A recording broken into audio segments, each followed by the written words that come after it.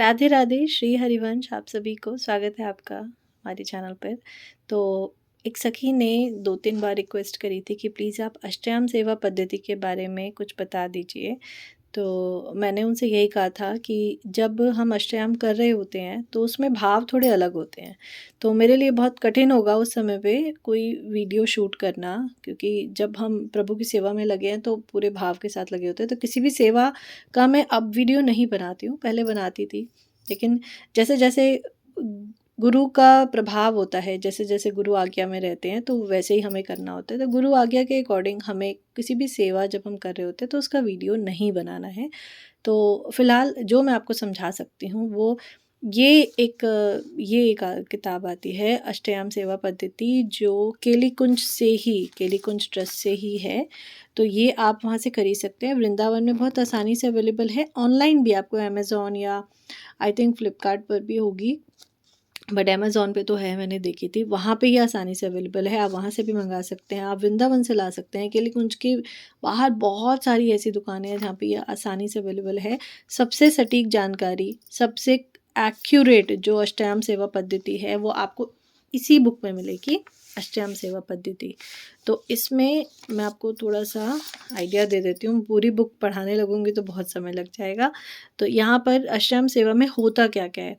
तो देखिए, सबसे पहले ना मंगला होती है सुबह उठते ही। सुबह अब आपकी दिनचर्या कैसी है, आप किस अकॉर्डिंग मंगला करते हैं वो आप पे डिपेंड करता है। तो सबसे पहले तो मैं यही बोलूँगी कि किसी को कॉपी मत करिए। कोई 4 बजे मंगला कर रहा है तो आप 4 बजे मत करिए, क्योंकि हो सकता है आपका रूटीन वैसा ना हो, आपकी दिनचर्या वैसी ना हो। आप रात को अगर लेट सोते हैं तो ऑब्वियसली सुबह 4 बजे गृहस्थ होने के नाते नहीं उठ सकते। तो आप किसी को कॉपी मत करिए, आप अपनी दिनचर्या अपने अकॉर्डिंग सेट करिए, उस हिसाब से आप मंगला का टाइम सेट करिए। तो अभी जैसे विंटर्स हैं, तो विंटर्स में हम लोग भी मंगला 6:30-7 बजे के बीच में शुरू करते हैं मंगला। तो ये सबसे पहले मंगला होती है। तो मंगला में कुछ पद हैं, अलग-अलग पद होते हैं, पद गाए जाते हैं, ठीक है? उसके बाद मंगला आरती होती है, पहले मंगला भोग लगता है, फिर मंगला आरती होती है, फिर सुल्तांत छवि वर्णन होता है, प्रातःकालीन वन विहार पढ़ना होता है, उसके बाद थोड़ा-सा गैप हम लोग गैप दे देते हैं। क्योंकि इतनी जल्दी स्नान नहीं कराते सर्दियों में। तो सर्दियों में उसके बाद हम स्नान जो कराते हैं वो करीब 8 बजे के आसपास, 8 साढ़े 8 के आसपास स्नान का समय होता है। फिर उस समय स्नान होता है, प्रभु का श्रृंगार होता है, फिर श्रृंगार भोग लगता है, फिर श्रृंगार आरती होती है। तो ये सब चीज़ें होती हैं जो हमें करनी होती हैं। ये करते-करते बज जाते हैं करीब 10:30-11 के आसपास। उसके बाद ये सब पढ़ने के बाद पूरा आप जो देख रहे हैं ना, श्रृंगार उपरांत वन विहार, ये सब पढ़ने के बाद उसके बाद फिर मैं राजभोग की तैयारी में लग जाती हूँ। तो जो भी राजभोग बनना होता है, फिर राजभोग लगाया जाता है, जो करीब प्रयास रहता है कि 12 से साढ़े 12, 1 बजे तक में कैसे भी राजभोग लग जाए। तो ये राजभोग के उस समय राजभोग लगाया जाता है, राजभोग के पद गाए जाते हैं, राजभोग की आरती होती है दोबारा। तो आप देख रहे हैं कि आरती हर सेवा में आरती है, मंगला समय में आरती होती है, श्रृंगार के बाद आरती होती है, राजभोग के बाद आरती होती है, और सभी सेवाएँ पद गायन के साथ होती हैं। उसके बाद मध्याह्न शय्या विहार होता है। प्रभु जो दोपहर में उनके आराम का, विश्राम का समय होता है, उस आराम करते हैं। उसके बाद शाम को हम उत्थापन करते हैं करीब 5:30 से 6 के आसपास, क्योंकि मेरा टाइमिंग वैसा है। मेरी क्लासेस होती हैं, मैं पढ़ा रही होती हूँ, तो उस बीच में मैं नहीं उत्थापन कर पाती, इसलिए थोड़ा लेट उत्थापन होता है, 5:30 के आसपास। तो उत्थापन के बाद उत्थापन श्रृंगार एवं भोग होता है। उत्थापन भोग मैं लगाती हूँ, श्रृंगार जो मॉर्निंग का होता है वही श्रृंगार रहता है, क्योंकि अ, समय ऐसा है कि नहीं मिल पाता कि दोबारा-दोबारा श्रृंगार करने का। तो उत्थापन धूप आरती होती है, जिसमें धूप जलाते हैं हम, और उत्थापन श्रृंगार भोग जो उसकी शोभा ये सब गाई जाती है, उसमें श्रृंगार भोग भी लगता है उत्थापन के बाद। उसके बाद है संध्याकालीन वन विहार, तो ये सब पढ़ा जाता है एक साथ में।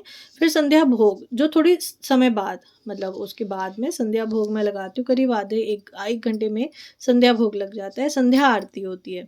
उसके बाद इष्ट स्तुति गाई जाती है, ये सब चीज़ें होती हैं, ये जितनी चीज़ें देख रहे हैं ना ये सब गाई जाती हैं। उसके बाद ब्याहुला जब करना हो तब, मतलब जब जब भी डिसाइड होता है कि 1 हफ्ते 2-3 हफ्ते में जब भी एक बार ब्याहुला करते हैं, तो तब ये हम पद गाते हैं ये वाले।